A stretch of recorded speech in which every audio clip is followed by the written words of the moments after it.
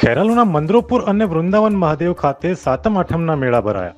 ગઈકાલે ખેરાલુના મંદરોપુર ખાતે શીતળા માતાના મંદિરે સાતમનો ભવ્ય મેળો ભરાયો હતો, જેમાં મોટી સંખ્યામાં લોકો ઉમટી પડ્યા હતા। આશરે 300 વર્ષ જૂના માતાજીના મંદિરે આ વર્ષે પણ ભવ્ય મેળાનું આયોજન ગ્રામ પંચાયત દ્વારા કરવામાં આવ્યું હતું। આપણી સાથે મંદિરના પૂજારી અહીંયા ઉપસ્થિત છે। અહીંયા શીતળા સાતમનો આજે મેળો ભરાયો છે, તેના વિશે વાત કરીશું। શું નામ આપનું? મનોજ કુમાર। મનોજભાઈ, શું કહેશો? આજે શીતળા સાતમનો મેળો ભરાયો છે, વહેલી સવારથી જ દર્શનાર્થીઓ માતાજીના દર્શન માટે ઉમટ્યા। આ એક શ્રદ્ધા છે, માતાજીની શ્રદ્ધા છે, એના કારણે લગભગ 20-25 હજાર જેટલી પબ્લિક આવે છે મેળાની અંદર। અને બહુ મહત્વ છે આ મેળાનું। માતાનું મંદિર છે એ કેટલું જૂનું છે? હાલ 300 વર્ષ તો અમને યાદ છે, 300 વર્ષ તો અમારા વડવાઓ વાતો કરે છે એના પહેલા। તો આજે 26 ઓગસ્ટના રોજ આઠમના દિવસે ખેરાલુના વૃંદાવન મહાદેવ ખાતે મેળો ભરાયો હતો, જેમાં પણ મોટી સંખ્યામાં લોકો આવ્યા હતા। વરસાદ વચ્ચે પણ આસપાસના વિસ્તારોથી લોકો પોતાના પરિવાર સાથે મેળાની મોજ માણવા ઉમટી પડ્યા હતા।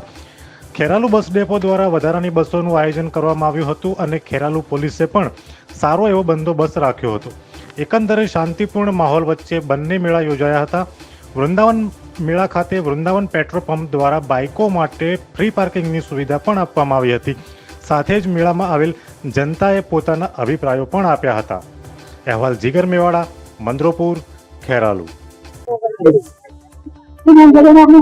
મારું નામ રૂપા પ્રજાપતિ છે। હું ખેરાલુ થી આવું છું। આજે આઠમના મેળા વિશે શું કહેશો? કેટલી પબ્લિક છે, કેવી મજા આવે છે?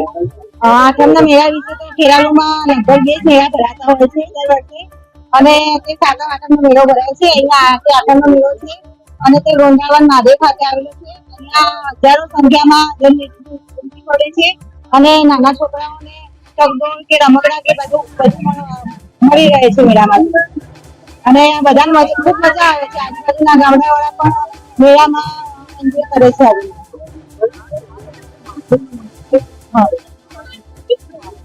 મહાદેવનું મંદિર બહુ કહેવામાં આવે છે કે બહુ જૂનું છે, અને અહીંયાના ગુરુ મહારાજ બી બહુ ખેરાલુથી થોડીક દૂર આવેલા વૃંદાવન મહાદેવ ખાતે આજે જન્માષ્ટમીને લઈ ભવ્ય લોકમેળો ભરાયો છે, જેમાં વહેલી સવારથી જ મહાદેવના દર્શન કરવા માટે દર્શનાર્થીઓ ઉમટી આવ્યા છે। જે રીતના તમે જોઈ શકો છો વિડીયોમાં, તે રીતના મહાદેવના દર્શન કરવા માટે વહેલી સવારથી જ ભાવિ ભક્તોની લાઈન જોવા મળી હતી। આ મંદિર એક પૌરાણિક મંદિર છે અને આ મંદિરનું ખૂબ જ મહત્વ રહેલું છે, જેમાં દર્શનાર્થીઓ મેળામાં પોતાના પરિવાર સાથે મહાદેવના દર્શન કરવા માટે ઉમટી આવે છે। જ્યારે વાત કરવામાં આવે તો આ મેળો ઘણા વર્ષોથી ભરાતો આવ્યો છે અને આ મેળામાં મોટી સંખ્યામાં ખેરાલુ સહિત ગ્રામ્ય વિસ્તાર અને જિલ્લામાંથી મોટી સંખ્યામાં લોકો પોતાના પરિવાર સાથે મેળામાં મોજ માણવા માટે ઉમટી આવતા હોય છે। નિર્ભય માર્ગ સાથે હું જીગર મેવાડા, ખેરાલુ।